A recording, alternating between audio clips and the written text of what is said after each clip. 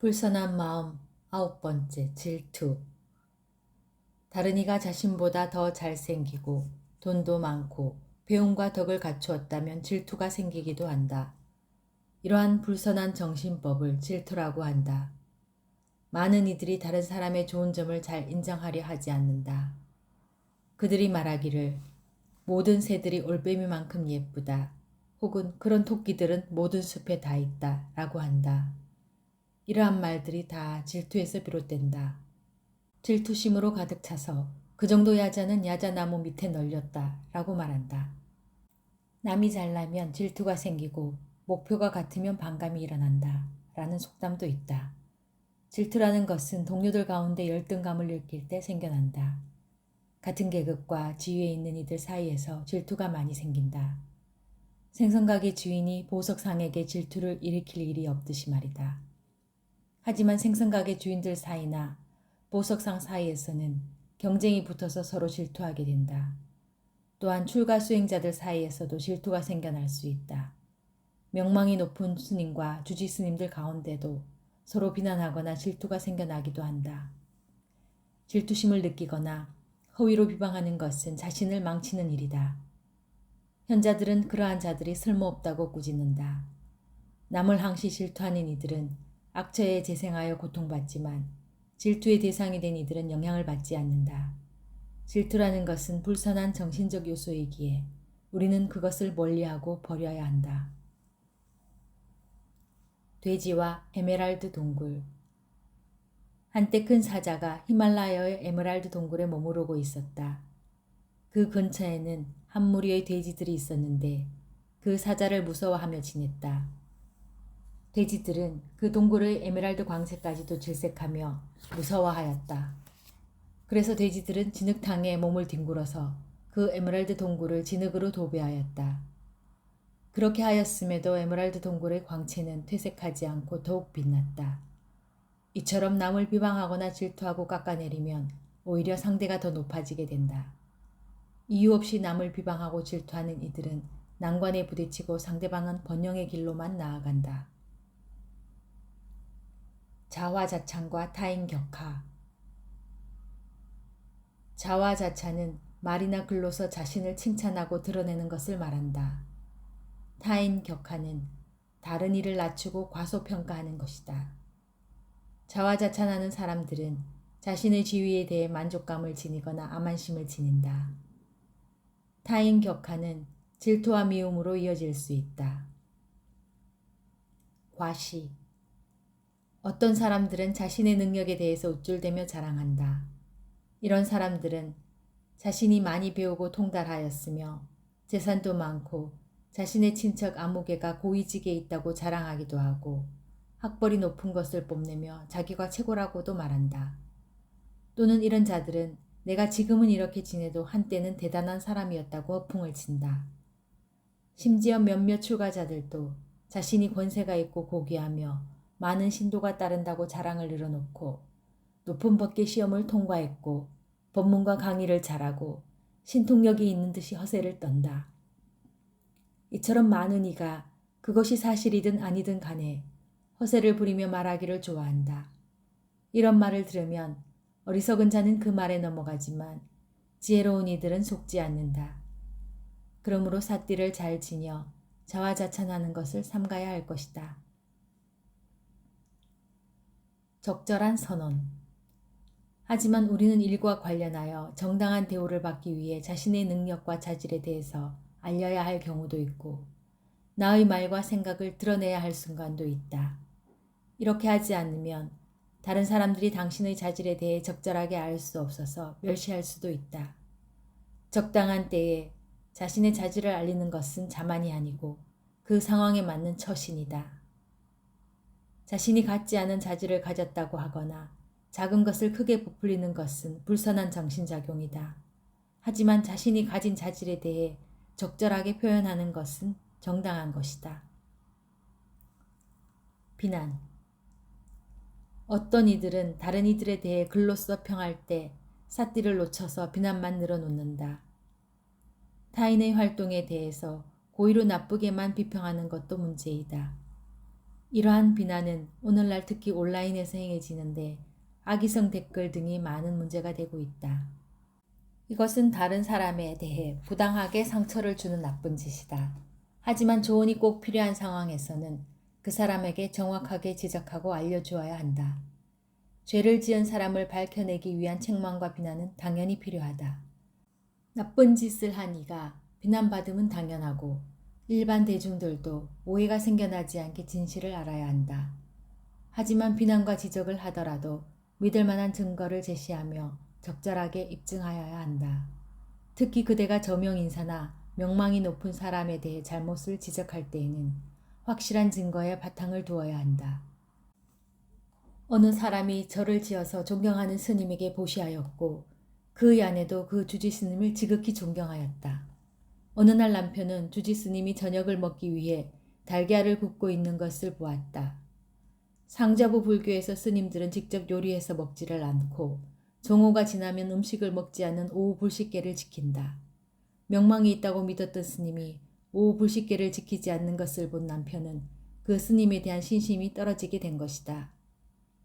남편은 자신이 본 것을 아내에게 말했지만 그녀는 주지 스님에 대한 굳은 신심이 있었기에 그 말을 믿지 않았다.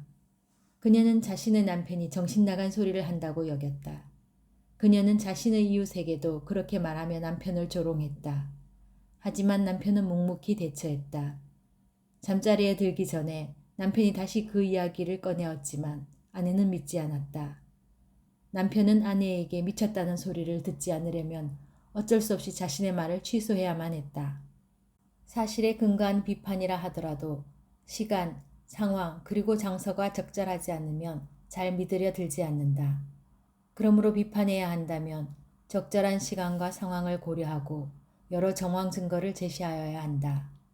그리고 여러분들의 가까운 친구나 친지들 주위에 진짜 나쁜 사람이 있다면 그 자에 대한 경고와 적절한 지적이 필요하다. 그 사람들이 믿건 말건 진실을 알려야 한다. 불선한 마음 부수 10번째 인색. 타인을 경계하고 자신만을 위하는 불선한 정신법을 인색이라 한다. 요즘 일부 사람들은 다른 이와 나눔을 싫어하고 보시를 주저한다. 이것을 인색이라고 잘못 아는 이들도 있다. 그러나 인색의 실제 의미는 다른 이가 아무것도 갖지 않기를 바라는 것이다. 인색한 이들은 다른 이를 시기한다. 그들은 다른 이가 많은 부를 획득하면 배 아파한다.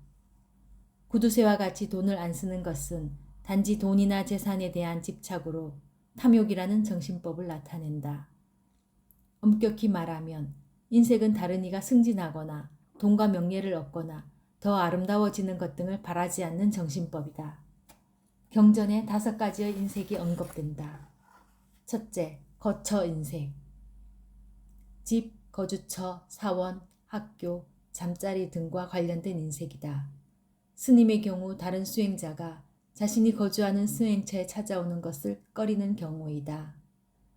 인색의 종류를 설명하면서 그 예로 스님의 경우를 들고 있지만 일반에게도 똑같이 적용할 수 있는 것이다. 하지만 행실이 좋지 않은 수행자가 수행처에 머물지 못하게 하는 것은 인색이 아니다. 이기심으로 다른 이가 어떤 것을 얻지 못하게 하는 것을 인색이라고 한다. 거처 인색을 지닌 수행자는 다음 생에 악이나 지옥에서 재생할 수 있다. 둘째, 가문 인색. 후원자나 친척들과 관련되어 생기는 인색이다.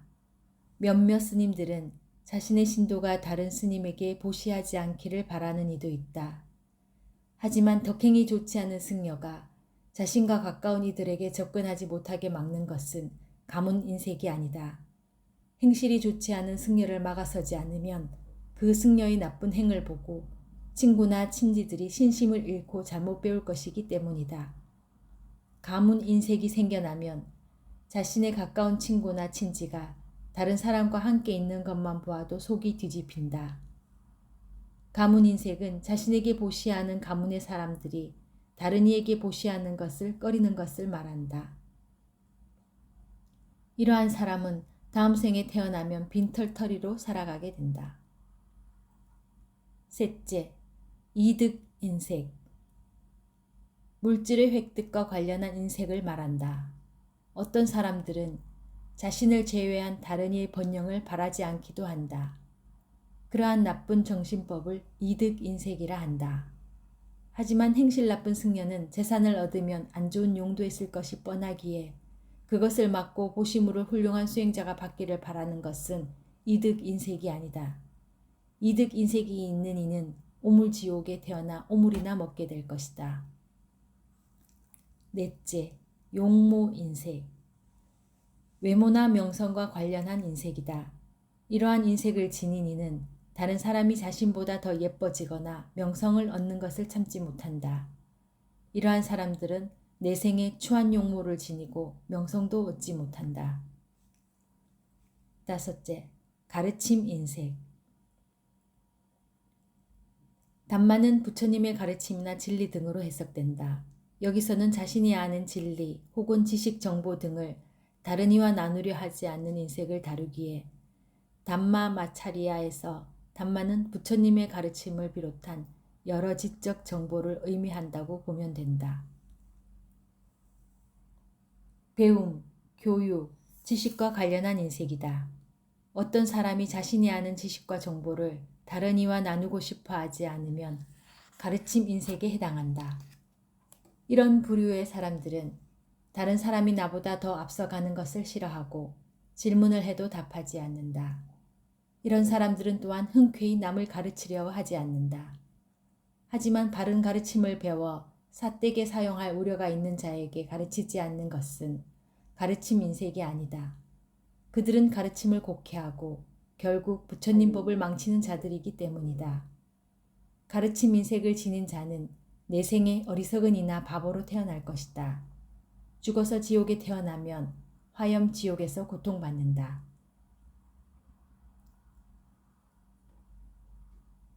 숙고하여야 할 점. 앞서 5가지 인색에 관해서 말했다. 이러한 인색에 누가 가장 많은 영향을 받을 것인가를 생각해 보아야 한다. 대부분의 승려는 신도들의 보시로 살아가기에 이러한 인색에 빠지기 쉽다. 스님들의 경우에 다른 이의 보시에 의존하여 살아가는 경우가 많다. 요즘 우리나라는 스님들이 다양한 활동으로 생계를 직접 해결하기도 하지만 상좌 부의 계율에서는 스님들의 경제활동이 허용되지 않는다. 이런 경우에는 자신을 따르는 신도가 다른 사람에게 가지 않기를 바라는 마음이나 자신의 사원 등에 관해서 생겨나는 인색이 클 수 있다. 제가자도 마찬가지로 다른 이가 좋은 집이나 땅을 얻지 못하기를 바라고 자신이 재산이나 아름다움을 더 갖추어서 다른 이보다 우월하기를 바랄 때 인색이 생겨난다. 실제로 보면 인색한 마음은 상대방보다 자신을 더 상하게 한다. 인색한 사람은 자신이 비열한 사람이라고 광고하는 것과 같다. 이들이 죽어 재생하면 악귀 세상에 태어난다. 그러므로 우리는 모두 사악체에 재생하지 않기 위해서라도 인색을 완전히 버려야 한다. 불선한 마음부수. 11번째, 후회. 나쁜 행위를 하고 나면 대개 후회가 생겨난다. 후회는 악행의 결과로 생겨난다. 악행을 하거나 선행을 하지 못한 것에 대한 후회이다. 이처럼 후회는 2가지 종류가 있다. 후회는 불선한 정신법이다. 자신의 잘못에 대해 후회는 좋은 정신법으로 보인다. 하지만 아비담마의 선한 혹은 아름다운 정신법은 괴로움을 동반하지 않는다. 후회는 정신적 괴로움과 함께한다. 자신의 잘못을 후회하고 선한 마음을 일으키려 다짐하고 앞으로 악행을 삼가하고 선행을 실천한다면 그 각각의 마음은 다르게 평가되어야 한다. 즉, 후회의 순간은 불선한 정신법이 생겨난 것이고 이것을 조건으로 이후에 선한 정신법이 생겨난 것으로 보아야 한다. 부유한 네 청년의 후회. 4명의 부유한 청년이 외쳤던 두, 사, 나, 소라는 4마디의 잘 알려진 문구가 있다. 그들은 매우 부유했지만 좋은 일은 하나도 행하지 않고 악행만 일삼았다. 예를 들어 도덕계율을 멋대로 어기고 성적 쾌락에 빠져 지냈다. 그러한 악행으로 그들은 죽으는 화탕지옥에 떨어져 6만 년의 세월을 보내야 했다. 펄펄 끓는 화탕 속을 떠다니다가 잠시 위로 올라올 때면 그들은 자신의 악행에 대한 참회의 말을 하려고 하였다. 하지만 그곳에서의 고통은 너무나 크기에 단 한마디만 외칠 수밖에 없었다. 그들 4명은 각각 두, 사, 나, 그리고 소를 외쳤다. 그들이 하고 싶었던 말은 나는 이전 생에 부유한 집안에 태어났습니다. 하지만 나는 어떠한 공덕도 짓지 않고 삿된 음행에 빠져 살았습니다 였다. 한 사람은 자신의 악행에 대해 진심으로 후회하고 있었다.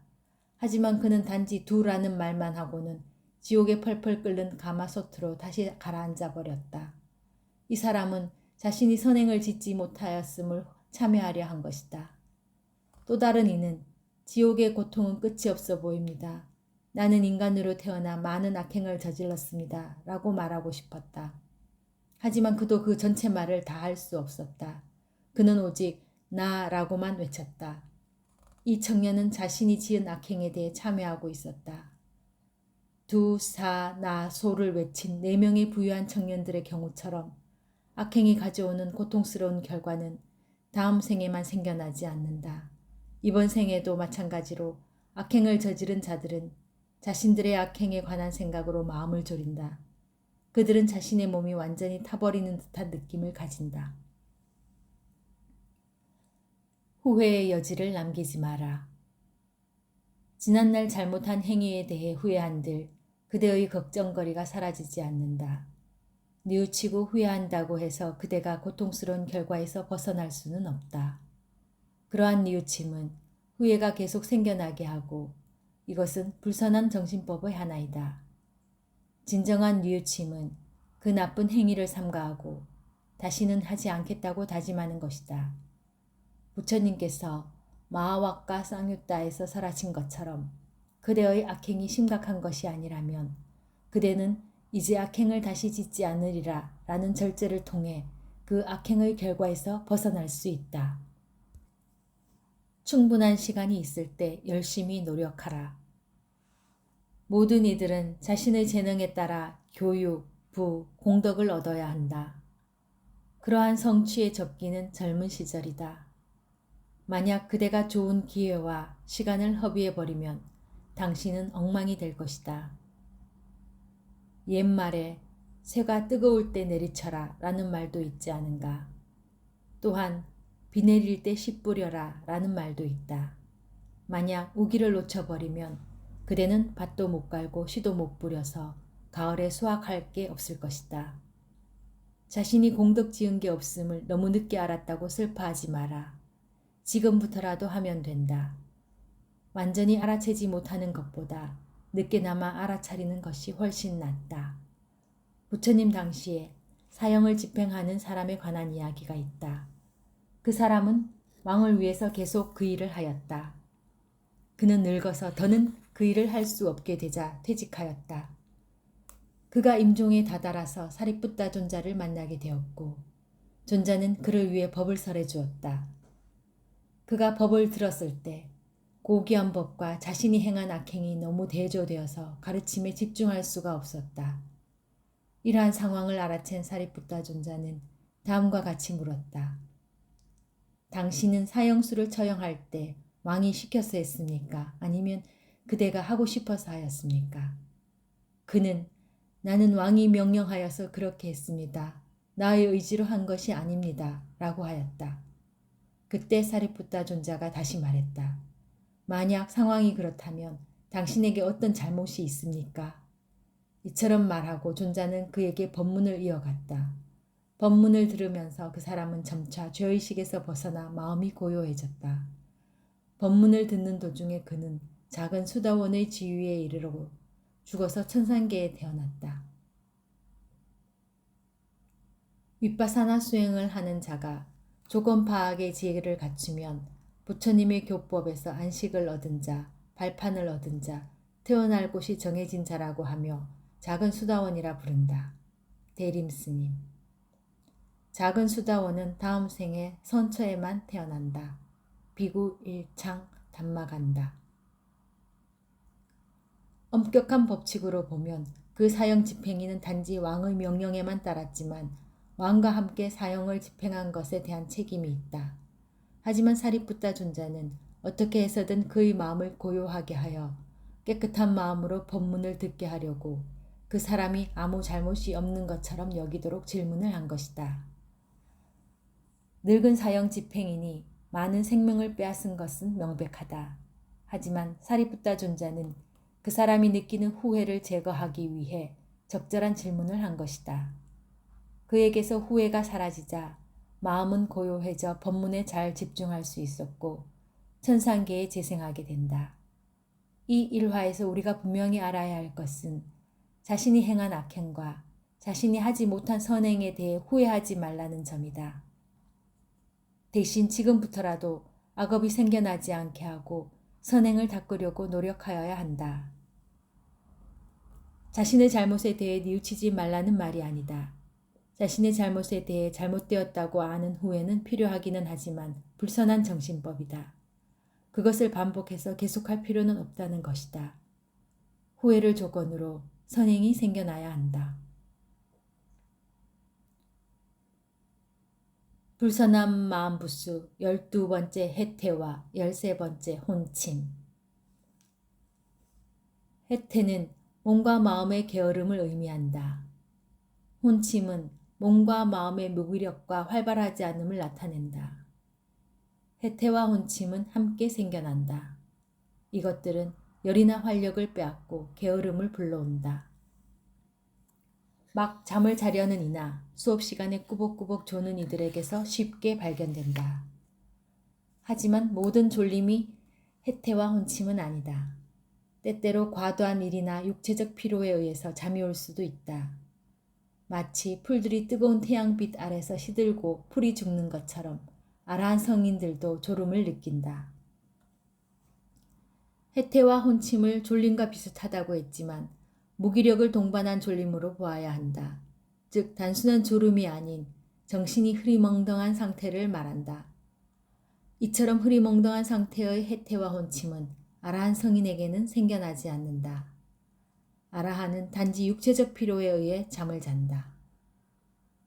마음과 마음부수법들의 둔하고 무기력하고 활기 없는 상태가 해태와 혼침이다. 요즘의 게으르고 일하려 들지 않는 이들이 이러한 해태와 혼침의 영향을 받았다고 볼 수 있다. 해태와 혼침이라는 마음부수가 생겨나면 정신이 흐리고 하고자 하는 열의도 생겨나지 않아서 게으르게 된다. 불선한 마음부수 14번째 의심. 의심이라는 정신법은 불, 법, 승, 삼보에 대해 믿지 않고 의심을 일으키는 것이다. 이것은 믿음과 불신 사이를 오가는 것이다. 이러한 회의적 의심의 예는 다음과 같다. 첫 번째, 부처님은 일체지를 갖추셨는가? 두 번째, 팔 정도를 닦아서 열반을 실현할 수 있는가? 세 번째, 바르게 잘 정진하며 공덕을 갖춘 수행자를 보고도 저 수행자는 공덕을 갖추고 있는가? 네 번째, 계행을 잘 지니면 어떤 이익이 있는가? 다섯 번째, 과연 전생이 있는가? 우리는 창조주에 의해 만들어진 것은 아닐까? 여섯 번째, 미래생은 존재하는가? 죽고 나면 다 끝이 아닌가? 일곱 번째, 선행과 불선행을 지으면 다음 존재에 영향을 미치는가? 업에 대한 의심. 여덟 번째, 선행의 결과로 좋은 과보가 생겨날 것인가? 업의 과보에 대한 의심. 아홉 번째, 무명을 조건으로 행이 생겨나는가? 연기에 대한 의심. 이처럼 부처님과 그 가르침 그리고 승단에 대해 생겨나는 회의적 의심이 여기서 말하는 의심이라는 마음부수이다. 의심으로 여겨지는 것들. 특정 단어나 문장의 의미에 대해 의구심을 갖고 길을 찾아 나설 때 이 길인가 저 길인가 의구심을 가지는 것은 의심이라는 마음부수가 아니다. 심지어 아라한 성인분들도 특정 행위가 계율에 합당한지 아닌지에 대해 의구심을 가지기도 한다. 이러한 것들은 추측하거나 이리저리 생각해 보는 것으로 일으킨 생각이라는 정신법이다. 오직 불법승 삼보에 대해서 회의적으로 의심하는 것이 의심이라는 불선한 정신법이다. 불법승 삼보에 대해 회의적 의심이 생겨나면 많이 배운 이들을 찾아가 여쭙고 그 의심에서 벗어나야 한다. 이렇게 하여야만 굳은 신심이 생겨나고 삼보에 대한 진정한 존경심이 생겨난다. 결론. 이번 장에서는 마음을 오염시키는 불선한 정신법에 대하여 다루었다. 불선한 정신법은 모든 이들의 마음상 속에서 생겨난다. 우리는 종종 탐심, 성냄, 자만 등의 삿된 힘을 보고 듣는다. 세상은 이들 불선한 정신법으로 인해 혼란과 잔혹함으로 가득 찬다. 이러한 사악함은 우리가 직접 겪기도 한다. 마음을 더럽히는 불선한 정신법이 생겨나지 않게 하려는 나의 이 정진의 공덕으로 인해 나에게서 불선한 정신법들의 힘이 점차 줄어들기를, 다양한 연령과 지위에 있는 나의 친구와 지인들이 선한 마음을 개발하기를, 이 책의 독자 모두가 선한 마음, 선한 행위, 선한 생각들을 점차 키워나가기를. 여기에서 나는 불선한 정신법들의 의미와 결과에 대해 알려주었다. 이것을 보고 많은 이들이 불선한 마음을 줄이고 선한 마음을 증대하기를 바란다. 다가올 생에는 모든 불선한 정신법을 제거하기를. 내가 아는 모든 이들이 선한 마음을 개발하여 가능한 한 빨리 열반을 실현하기를. 아비담마 공부의 핵심 가운데 하나가 선법과 불선법을 잘 구분하고 선법을 증장하고 불선법을 감소시켜 나가는 것이다. 수행의 핵심도 선법을 증장하고 불선법을 줄여 나가는 것이다. 수행을 마친, 즉 무학이라 불리는 아라한은 모든 불선법을 뿌리 뽑은 자이다.